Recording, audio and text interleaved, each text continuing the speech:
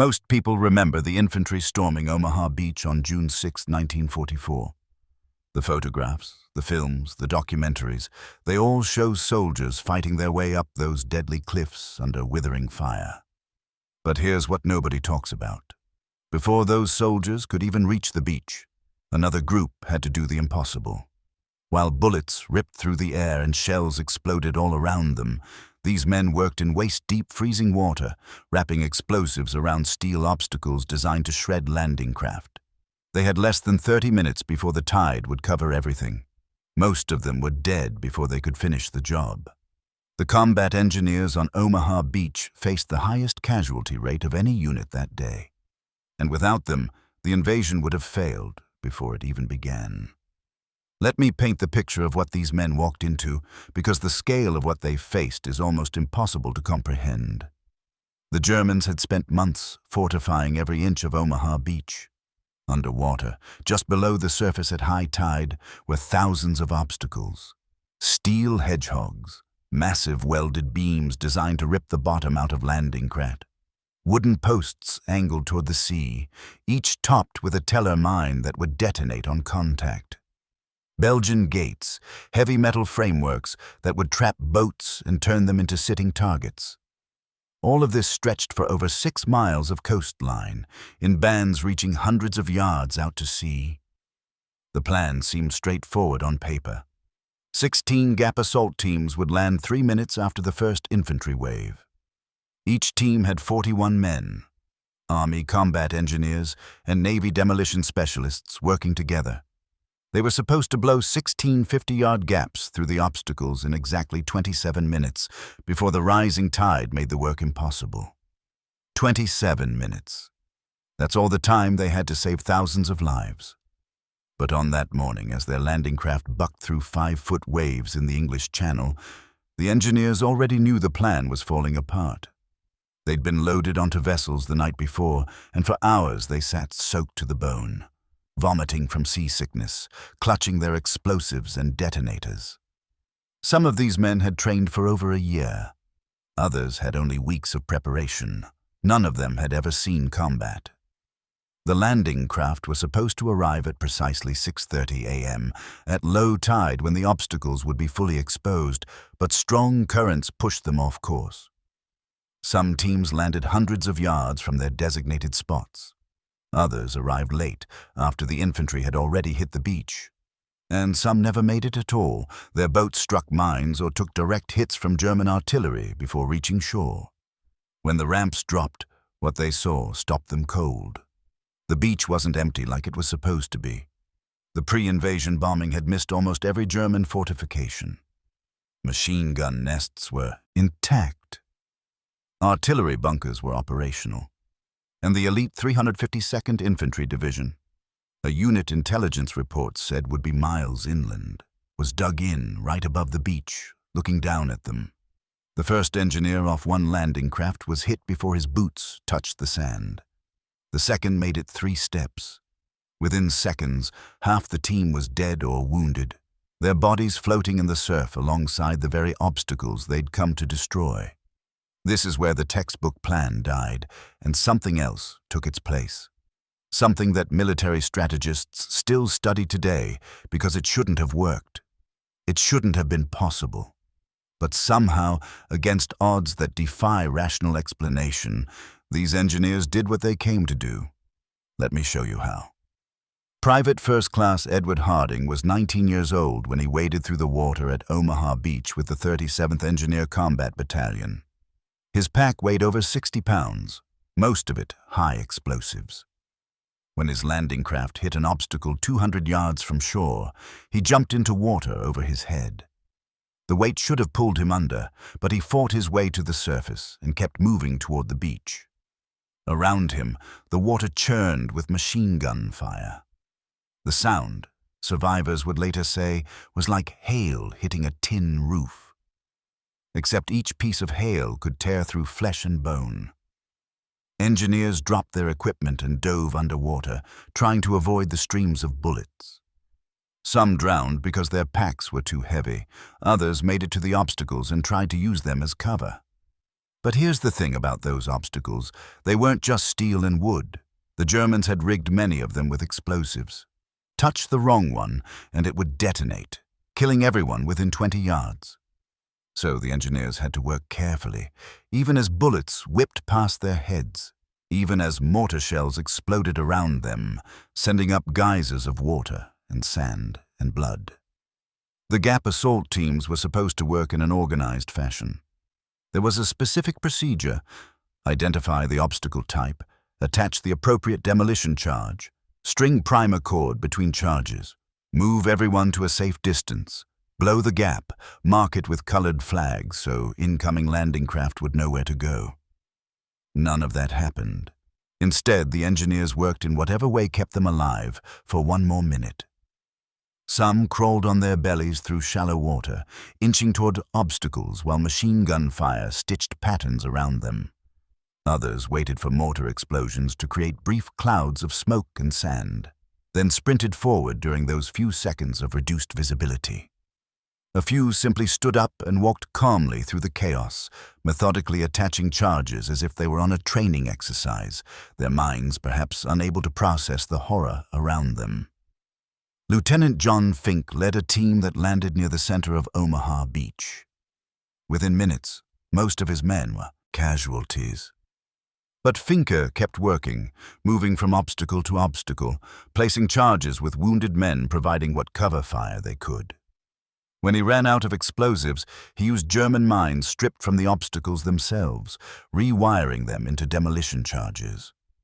The improvisation was everywhere. Engineers who'd lost their equipment took supplies from dead teammates. Those trained on one type of obstacle switched to whatever was in front of them. Navy demolition men and Army engineers who'd barely met before that morning coordinated without words, because the noise made verbal communication impossible. They developed a rhythm, a silent understanding of who would do what, where the next threat was coming from, when to duck and when to run. And the Germans knew exactly what they were doing. German gunners had studied these beaches for months. They knew where the Americans would need to land. They knew where the obstacles were. And they specifically targeted anyone carrying explosives or wearing the distinctive markings of engineer units. If you were an engineer on Omaha Beach, you were a priority target, because the Germans understood that without gaps in the obstacles, the invasion couldn't succeed. So they shot at the engineers first, always. Technical Sergeant William McClintock watched 5 of his teammates die within the first minute of landing. He was hit in the shoulder but kept working, stringing primer cord between charges with one arm essentially useless. When a German shell landed 20 feet away, the concussion knocked him unconscious. He woke up underwater, disoriented, his lungs burning. When he surfaced, he had no idea how much time had passed. It could have been seconds or minutes. But he went back to work. Because that was the other thing about these men. They understood the math. Every minute they delayed meant landing craft would come in at higher tide, where the obstacles were more effective. Every gap they failed to open meant boats would be forced to bunch up, making them easier targets. Every hesitation cost lives. So they didn't hesitate. Sergeant Philip Stretchick's team landed directly in front of a German pillbox. Half his men were hit before they could get off the landing craft. Stretchick jumped into the water with the survivors and started working on a cluster of steel hedgehogs. Machine gun fire from the pillbox kept them pinned down. One of his men, Private Kenneth Wilson, crawled up the beach with a Browning automatic rifle and provided suppressing fire.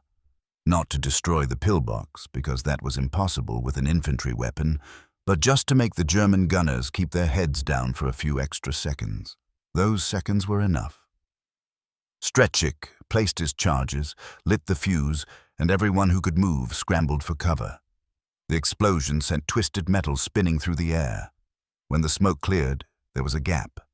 Not a perfect gap, not a textbook gap, but a gap nonetheless. They marked it with a yellow flag and moved to the next set of obstacles. By now, you might be wondering something. You might be asking yourself, where were the officers? Where was the command structure, the leadership, the people making decisions? Here's the answer. They were dying faster than everyone else. Lieutenant Colonel Lawrence Meeks commanded the engineer battalion that was supposed to oversee all demolition operations on one section of Omaha Beach. His landing craft took a direct hit from an artillery shell. He never made it to shore. The officer who was supposed to replace him was killed within minutes of landing. The next in line was wounded and evacuated. The chain of command dissolved so quickly that sergeants and corporals were making decisions that should have come from colonels. And somehow, that worked better. Because when everything falls apart, when the plan is completely shredded, what matters isn't rank or hierarchy. What matters is the person next to you who knows how to wire a demolition charge, and the person on the other side who can cover you while you do it, and the shared understanding that if you don't get this done, everyone dies.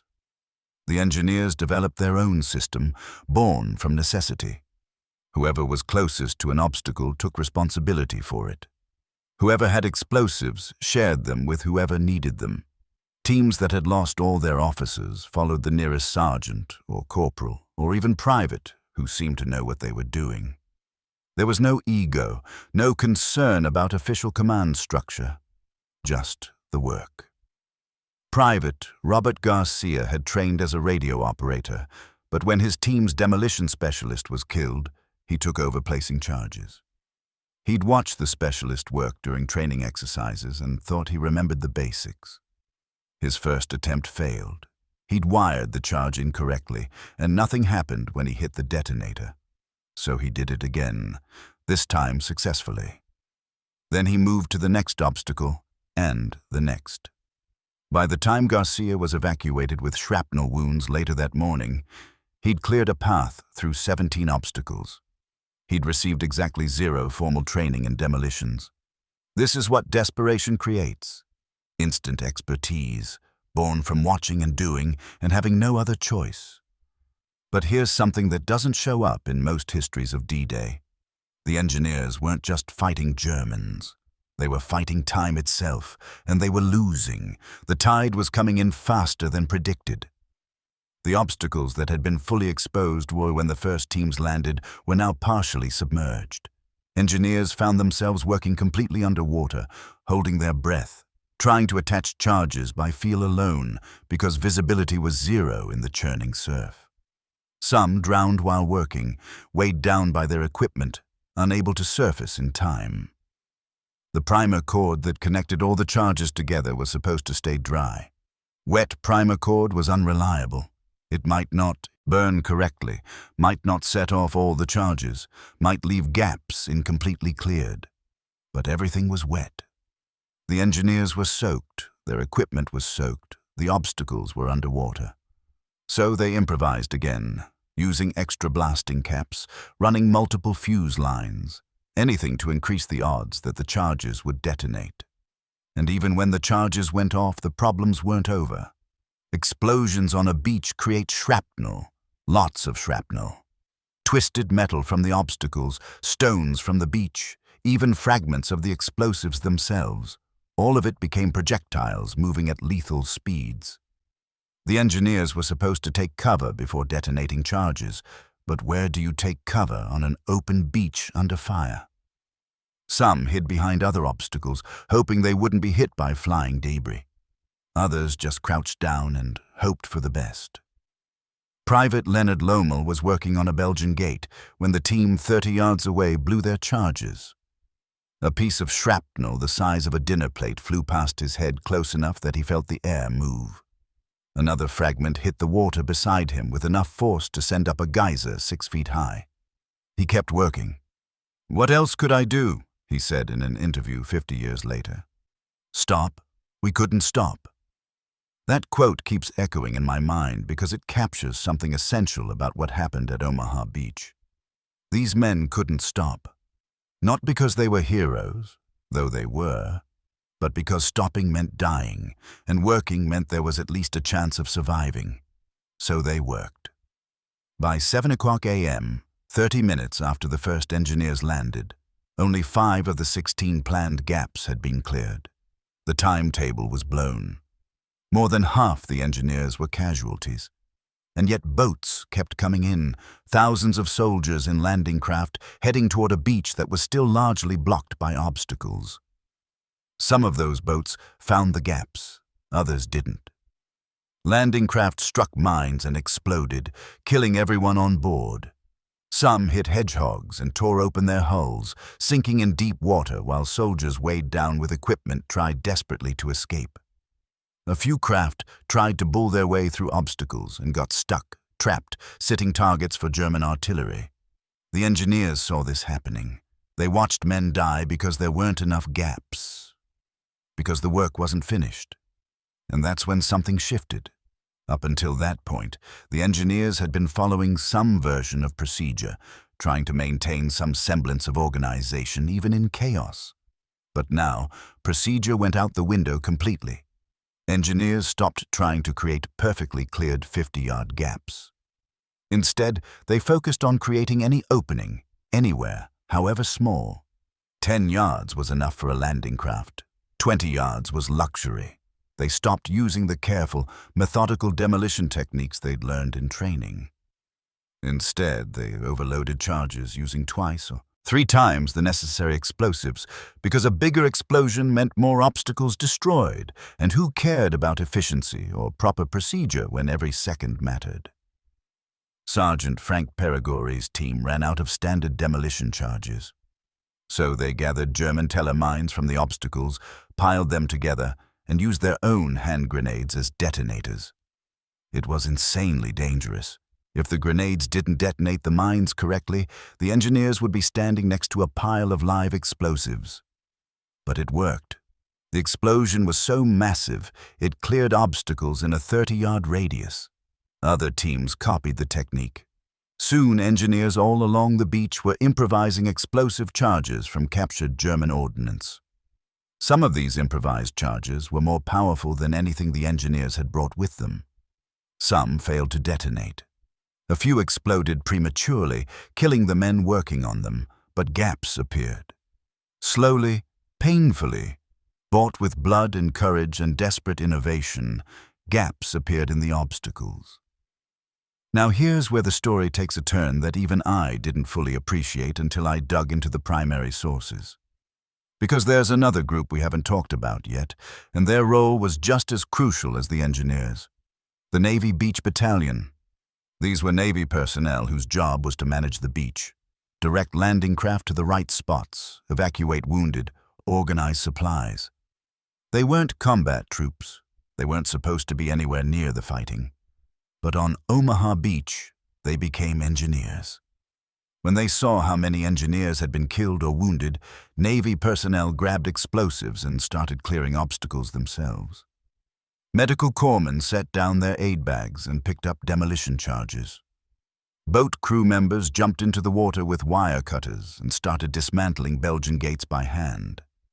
A Navy chaplain worked for 3 hours attaching explosives to obstacles while conducting last rites for dying men.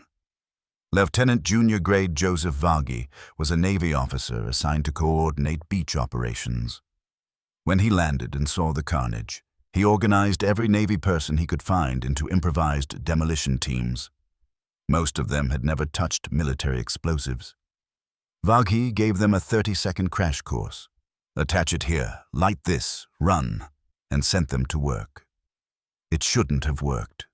These were people with no training, no experience, learning demolitions while under fire. But desperation is a remarkable teacher. Vagi's improvised teams cleared portions of 3 gaps that morning, working alongside and sometimes replacing the Army engineers who'd trained for months for this exact mission. This kind of improvisation, this breaking down of rigid military structure in favor of whoever could do the job, was happening all across the beach. And it's one of the reasons the Omaha landing succeeded when, by every logical measure, it should have failed. But let's not romanticize it, because the cost was staggering.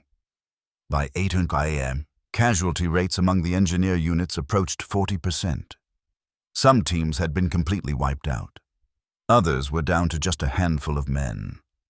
The beach was covered with bodies, engineers floating face down in the surf, engineers blown apart by artillery, engineers shot while placing charges.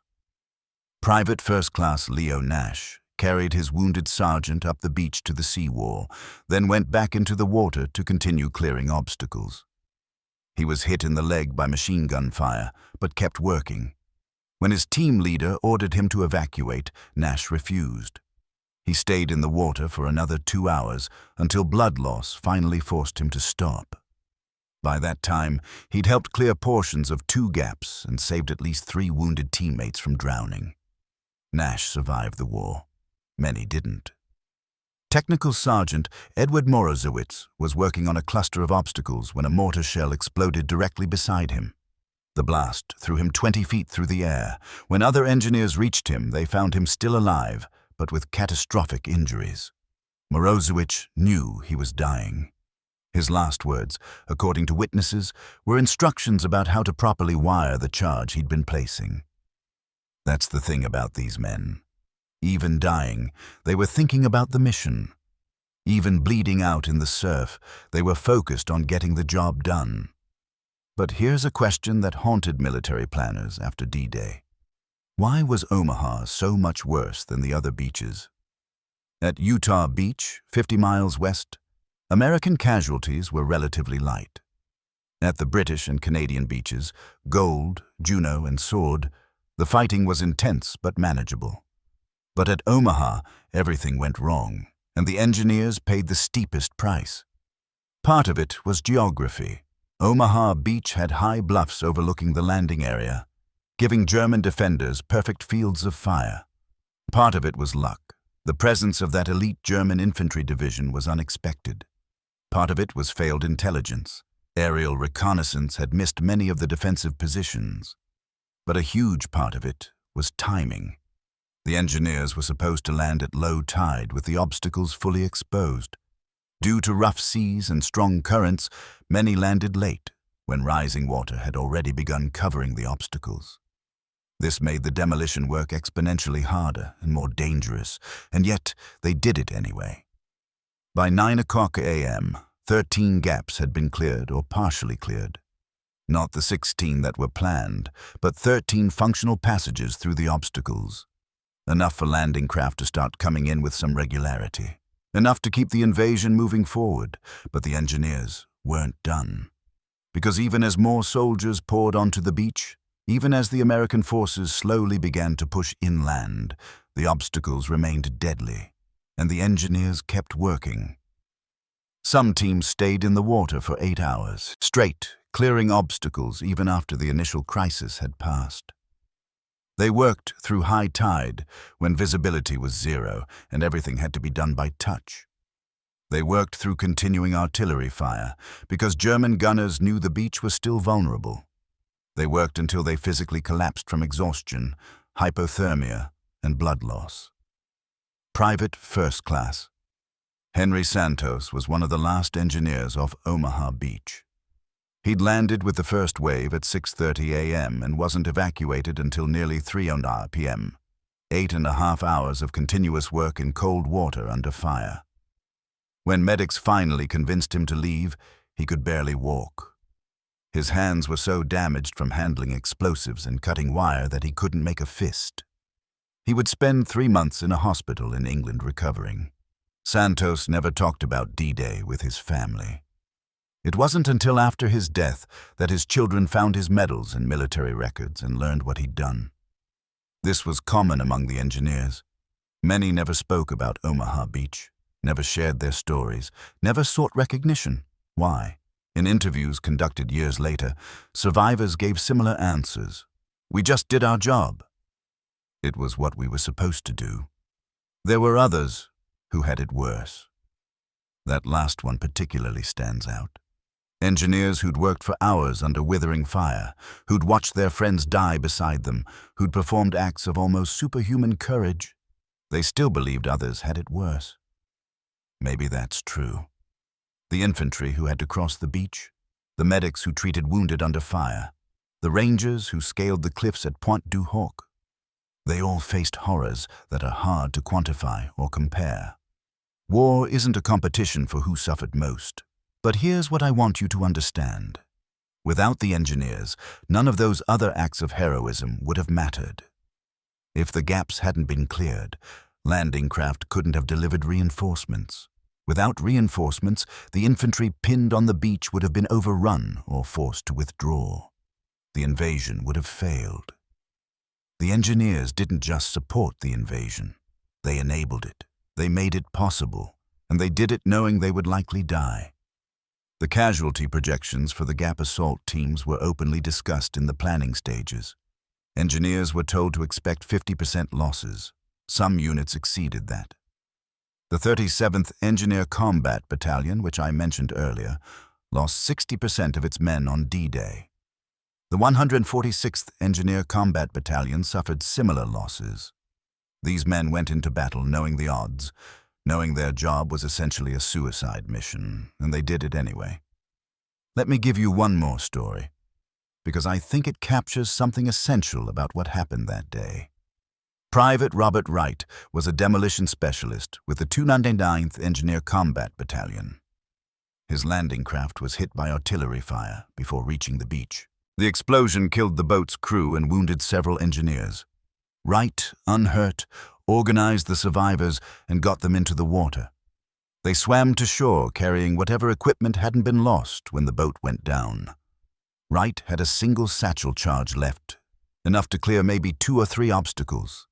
Around him, he could see dozens of obstacles still intact, still deadly. The logical thing would have been to use his charge efficiently, to pick the most important obstacles and focus there. Instead, Wright spent 3 hours moving up and down the beach, gathering explosives from dead engineers, reorganizing scattered equipment, and coordinating with other teams to make sure charges were placed where they'd do the most good. He never used his own satchel charge. Instead, he helped other teams use theirs more effectively. By noon, Wright had helped clear portions of 2 gaps without ever detonating a single explosive himself. His contribution wasn't in the explosions he caused, but in the organization he created from chaos, the coordination he established when command structure had collapsed. This is what makes studying the engineers at Omaha Beach so fascinating from a historical perspective. It's not a story of individual heroes, though there were certainly individuals who performed heroically.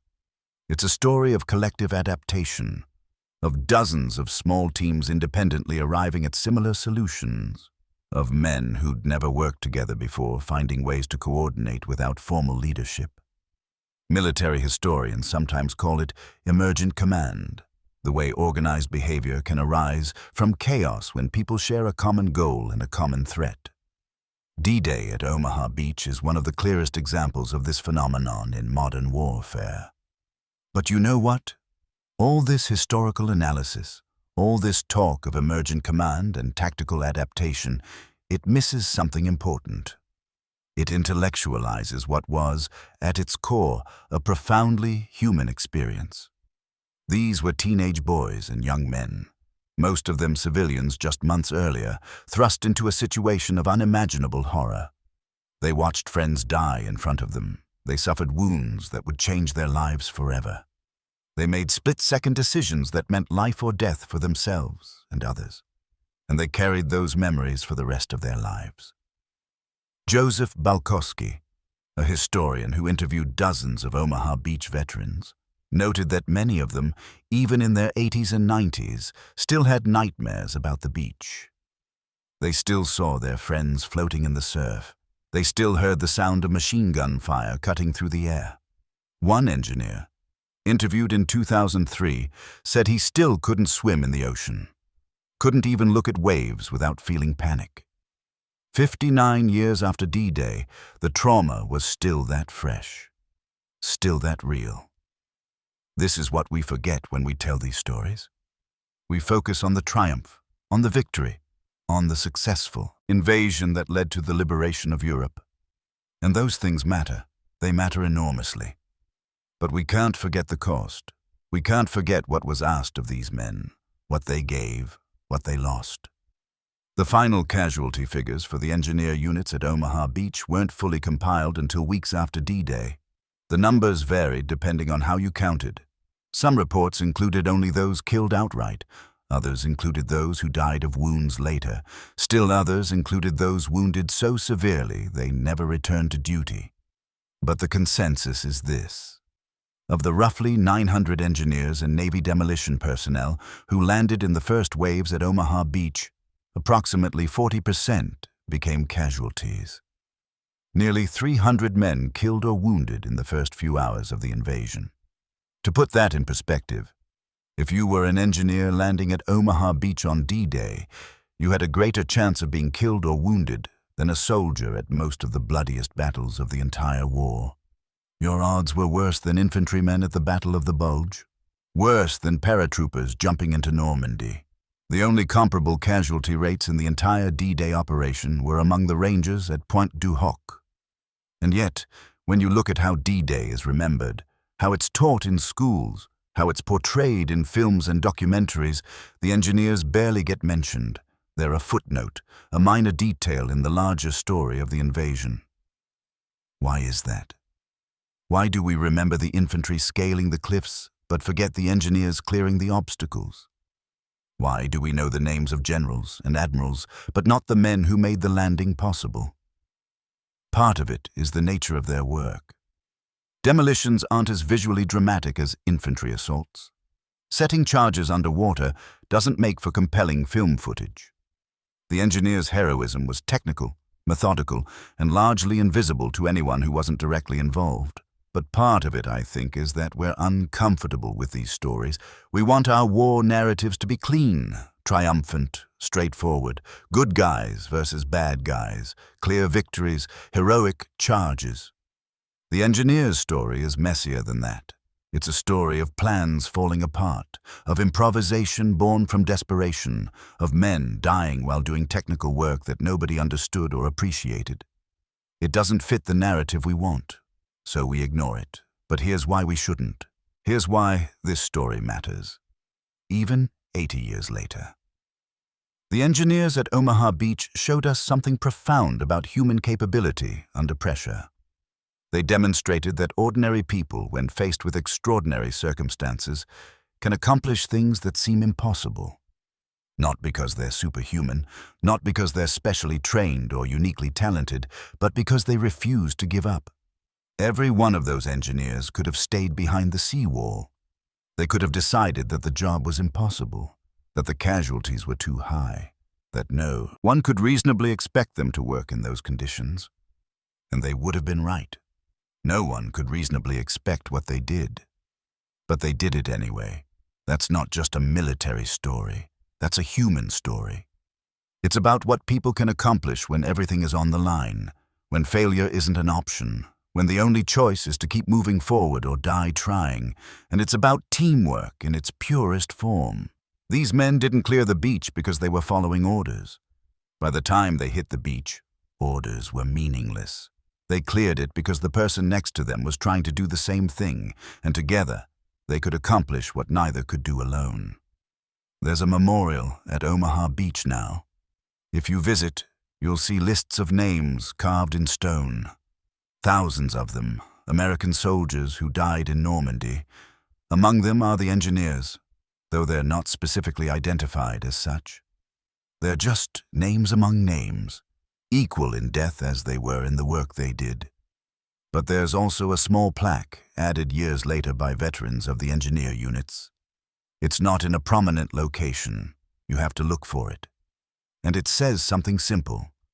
We came, we saw, we cleared the way. No grand statements, no dramatic language, just a simple description of what they did. I think that's appropriate, because the engineers' heroism wasn't about grand gestures or dramatic moments. It was about doing incredibly difficult, dangerous work under impossible conditions because it needed to be done.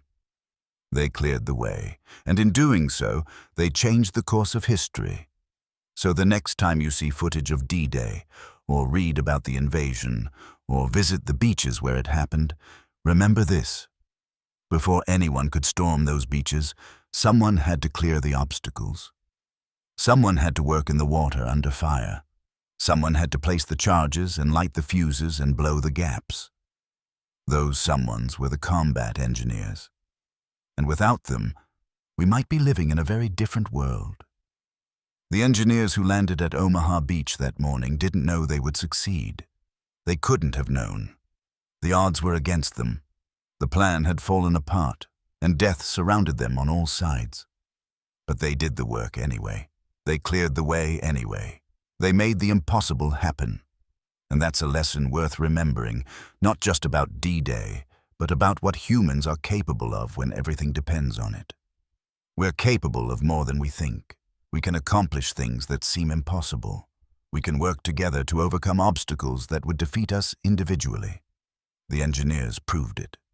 On June 6, 1944, in the cold water off Omaha Beach, they proved that determination and courage and teamwork can overcome almost anything. Even when the cost is almost unbearable, even when the odds say it can't be done, it can be done. They cleared the way. And we should never forget that.